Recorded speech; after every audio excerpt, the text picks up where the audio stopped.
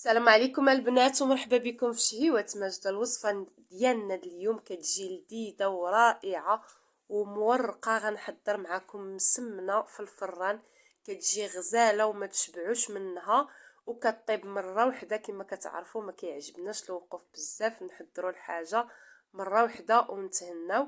هنا كنقول لك مرحبا بك اختي في شهيوة ماجدة، ما تنسينيش من لايكاتك والتعاليق ديالك الزوينه، وتشاركي الوصفة مع العائلة والأصدقاء، وتفعلي الجرس باش يوصلك كل جديد.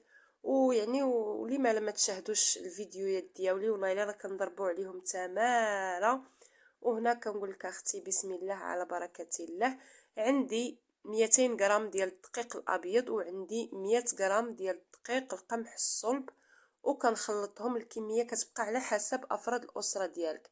عندي معلقه مع مرش ديال الخميره فوريه، عندي معلقه مع مرش ديال السكر حبيبات، وكنضيف هاد الاضافه ديال السكر الفاني كما يمكن لك تضيفيها كما يمكن لك ما تضيفيهاش. وكنجمع العجينه ديالي بالماء دافي كما كتشوفوا معايا، كنجمعها عادي. واخا هاد المسمنه كتجي شكل حلو، كتبقى ما بين الحلو والمالح. كنجمعها على هاد الشكل. من بعد ديما انايا في هكا في العجين ديالي كنخلي الملحه هي التاليه، كنضيفها حتى كنجمع العجين ديالي، وعاد كنضيفها وكنبقى نخوي الماء تدريجيا. وانا كنستعمل هاد الطريقه هذه، دلكه ورشه اولا كما كنقولوا كندير ديك البونيات. والبنات راني كندلكها مزيان الصراحه الله، غير التصوير ما كيساعدنيش هكا وصافي. راني ملي كنقطع التصوير راني دلكتها مزيان. كما يمكن لكم ديروها في كيس بلاستيكي وتخليوها حتى العشيه. نتوما لا عجنتوها في الصباح خليوها حتى العشيه، ودلكوها غير شويه وديروها في كيس بلاستيكي وخليوها حتى العشيه، وكتعطي واحد النتيجه اللي رائعه. انا دلكتها هنا مزيان، كنت حاجتي بيها. هنا بعد ما دلكتها مزيان كما كتشوفوا معايا غنخليها ترتاح على هذا الشكل هذا. من بعد ما ارتاحت غندوز باش غنلولبها كويرات صغيورين، ولا كنديروا ديك الكويرات صغيورين كما كتشوفوا معايا، ديروهم صغارين او كبارين اللي كتفضلوا. انا نديرهم صغيورين على هذا الشكل هذا. كنبقى مستمره كندير هذه الطريقه، كندخل العجينه في بعضياتها باش كتجي من الداخل مهويه، وكتعطينا واحد النتيجه اللي هي رائعه. هنا راه غيبان لكم صوتي شويه عيان، هاد النزله هذه راه ما خلات حتى واحد. من بعد ما جمعتها كيجي هذا هو شكلها. كنخليها ترتاح. نتوما كون ما خليتوها ترتاح لا في الاول ولا في الثاني غيكون احسن. هنا عندي الزبده غير العلبه، وعندي شويه الزيت وشويه ديال الدقيق القمح الصلب والشوكولا، على حسب الذوق كما يمكن لكم ديروها كما يمكن لكم ما ديروهاش. كنطلق ديك المسمنات ديالي على هذا الشكل هذا.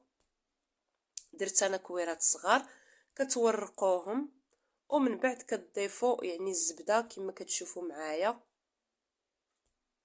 الزبده كتروا ولا قلوا، كتبقى على حسب الذوق ديالكم على هذا الشكل. وكنضيف شويه ديال كنضيف الدقيق والشوكولا على هذا الشكل، وكنطوي الطويه المعتاده ديال المسمن كما كتشوفوا معايا. كنبقى مستمره وغنطلق الكره الثانيه كما غتشوفوا معايا. غنخلي هذه وغنطلق الكره الثانيه باش هكا كنديروا مسمنه في قلب مسمنه. كنبقى هكا حتى كما كتشوفوا كنسالي ديك العجين ديالي اولا ديك المسمنات ديالي. هنا واخا تقطع لكم العجين ما تخوفوش منها، كلشي كيتجمع. وكنبقى مستمره كنضيف الزبده وديك الدقيق القمح الصلب والشوكولا، وكنبقى مستمره كندير طويه عاديه ديال المسمن. كنبقى هكا حتى كنسالي هاد الكميه اللي عندي، وانا كندير وحده في قلب وحده. لا فيديو راه شارح راسو على هاد الشكل هذا كما كتشوفوا معايا.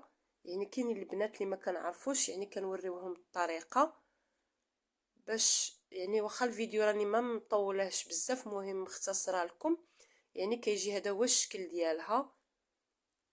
كما كتشوفوا معايا كندير ديك الشوكولا وكنبقى مستمره، وهنا غنطوي يعني الطويه الاخيره على هذا الشكل هذا. واخا تقطعت العجينه كنطويوها مزيان، ومن بعد هنا راني درتها يعني ترتاح.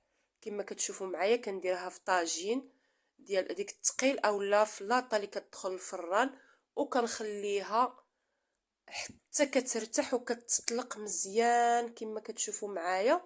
وكندهن يدي بديك الزبده اللي بقات ليا وديك الزيت اللي بقات لي في هذا في الزلافه، وكنبقى نقرص الملويه ديالي اولا المسمنه ديالي على هذا الشكل هذا. كنبقى نقرصها حتى كتقرص مزيان وما كنخليهاش تخمر. من بعد هنا الفران راه عندي شاعله على عافيه متوسطه، كندخلها طيب مزيان من التحت وكتحمر من الفوق، وكيجي هذا هو الشكل ديالها. يعني خليوها طيب يعني على عافيه متوسطه باش كيطيب حتى من الوسط، وكيجي هذا هو الشكل ديالها وكتجي مقرمشه. راه بغيت نسمعكم الصوت ساعه كاين يعني صداع، يعني داكشي علاش ما سمعتكمش الصوت ديال التقرميشه. هنا العسل كندهنها بالعسل هكا، وكنضيف لها يعني ديك كاوكاو البلدي الاحمر كيعطيها واحد محمر حتى هو كيعطيها واحد البنه خطيره. كيجي هذا هو الشكل ديالها بعد ما كنزينها. يعني التزيين كيعطيها واحد الاضافه زوينه. كما يمكن لكم ما تزينوهاش ديروها غير هكا كتجي لذيذه بالزبده وكتجي مورقه وما تشبعوش منها، كتجي رائعه كما كتشوفوا معايا. انا غنقسمها معاكم وهي سخونه على حساب التصوير والضوء ديال النهار. كما كتشوفوا كتجي رائعه وما تشبعوش منها. كنقول لكم البنات ما تنساونيش من لي لايك ديالكم، فعلوا الجرس باش يوصلكم كل جديد ان شاء الله. غنقسم معاكم واحد الطريف باش تشوفوها كي جات، كتجي لذيذه وكتجي مورقه، وديك الشوكولا حتى هو كيعطيها واحد البنه اضافيه كتجي رائعه. كما سبق لي قلت لكم انا قسمتها معكم سخونه، نتوما غتخليوها حتى تبرد. انا فقط على حساب التصوير راه كتجي مفروزه وكتجي مورقه، يعني قسمتها معكم وهي سخونه ضروري بحال اللي غتعجن.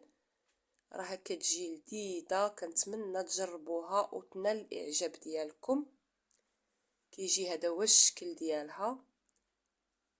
وهنا كنقول لكم بسلامه عليكم ونتلاقاو مع وصفات جديده وفيديو